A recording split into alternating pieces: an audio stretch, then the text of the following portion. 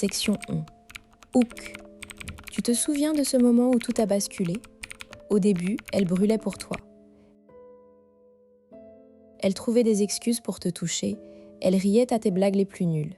Elle restait éveillée tard juste pour parler. Puis un jour, sans raison claire, la flamme affaiblit.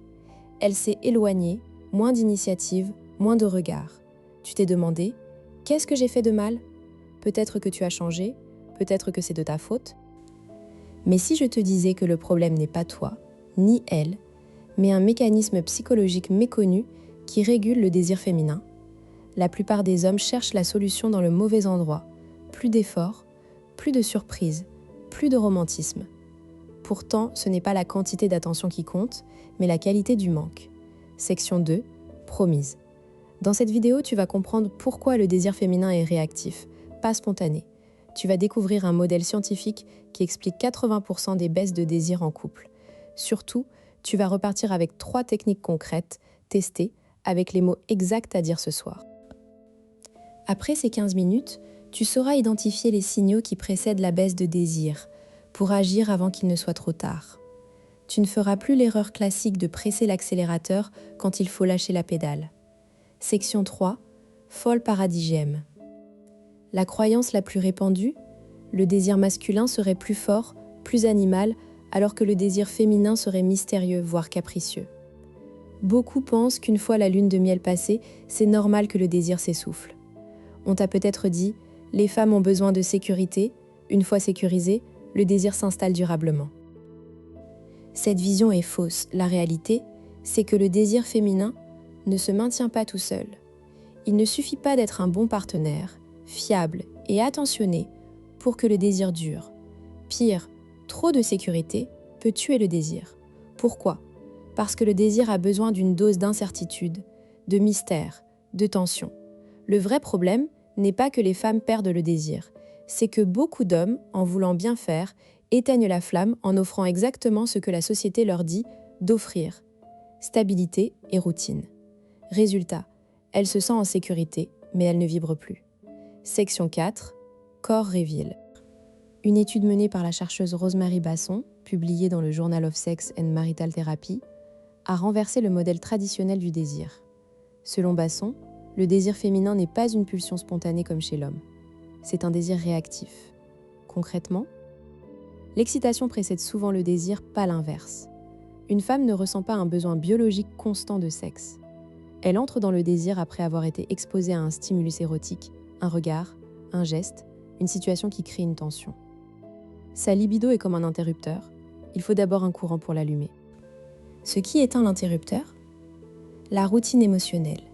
Quand la relation devient trop prévisible, qu'il n'y a plus de surprise, plus d'espace pour le manque, le stimulus s'affaiblit. Le désir réactif ne s'allume plus. Et ce n'est pas un problème de toi ou d'elle, c'est le fonctionnement normal du système féminin. La clé, c'est de recréer régulièrement les conditions du stimulus. Section 5. Concret exemple. Case study. Prenons le cas de Karine, 38 ans, architecte à Nantes, en couple depuis 6 ans avec Antoine, 39 ans, comptable. Karine vient me consulter. Elle ne comprend pas pourquoi elle n'a plus envie. Pourtant, Antoine est parfait. Il cuisine, il l'écoute, il propose des week-ends surprises. Mais dans l'intimité, elle se force. Je lui demande de décrire une journée typique. On se lève, on prend le café, il travaille, je travaille, le soir on regarde une série. Il me masse les épaules, on s'embrasse un peu, puis il essaie de me caresser. Moi, je suis déjà ailleurs. Je pense aux courses, à mon dossier. Parfois j'accepte, mais c'est mou. Qu'est-ce qui t'exciterait, Karine ? Je ne sais pas. Le voir en train de travailler sur son projet de rénovation, concentré, ne sachant pas que je le regarde. Ou quand il sort avec ses amis et qu'il rentre tard, je me demande ce qu'il fait. Je ressens comme une petite pointe de jalousie et là j'ai envie. Cette réponse est capitale. Karine décrit exactement le mécanisme du désir réactif. Quand elle observe Antoine dans son élément, autonome, un peu insaisissable, son cerveau produit un stimulus. Mais Antoine, en étant toujours disponible, a éliminé l'incertitude. Il a nivelé la tension. Pendant 6 mois, ils ont testé un nouveau protocole. Antoine a repris un cours de guitare le mardi soir. Il a cessé de masser systématiquement Karine. Il a créé des moments où il n'était pas immédiatement accessible. Résultat, après 3 semaines, Karine a relancé l'initiative. Elle a senti le manque. Le désir est revenu. Section 6, Practical Decoding. Comment savoir si tu es dans cette dynamique ? Observe les signes, elle accepte le sexe mais ne l'initie jamais. Elle dit des phrases comme « je suis fatiguée » sans explication ou « c'est toujours pareil ». Elle évite les moments de nudité non programmés. Mais surtout, regarde son regard. Est-ce qu'elle te regarde encore comme quelqu'un de désirable ou comme un compagnon de route ? Le regard qui brille quand tu fais quelque chose d'inattendu, de surprenant, pas quand tu es prévisible. Si tu es dans cette situation, ne panique pas. Ne te mets pas à faire encore plus pour la reconquérir. L'erreur numéro 1 est de redoubler d'attention. Ça ne fait qu'augmenter la routine. Au contraire, il faut créer du vide, du mystère, de l'autonomie. Section 7, conséquences. Comprendre ce mécanisme transforme ta façon d'être en couple. D'abord, tu arrêtes de prendre la baisse de désir comme un rejet personnel. Ce n'est pas toi, c'est le système. Ensuite, tu cesses de lui demander « qu'est-ce que je peux faire ?» Car une femme ne sait pas toujours ce qui l'allume, c'est réactif. Enfin, tu redécouvres la puissance du manque. Contrairement à l'idée reçue, laisser un peu d'espace ne fait pas fuir l'autre, ça resserre le lien. C'est le paradoxe de l'attachement, plus tu es indépendant, plus tu es désirable. Quand le désir est présent, tout le reste s'améliore, la communication, la complicité, la patience. Tu investis moins d'énergie pour un retour bien plus grand. C'est un levier sous-estimé. Section 8, Technique 1. Le détachement programmé, objectif, créer un manque léger et régulier. Une fois par semaine, choisis une soirée où tu es indisponible. Pas pour la punir, mais pour ton propre plaisir.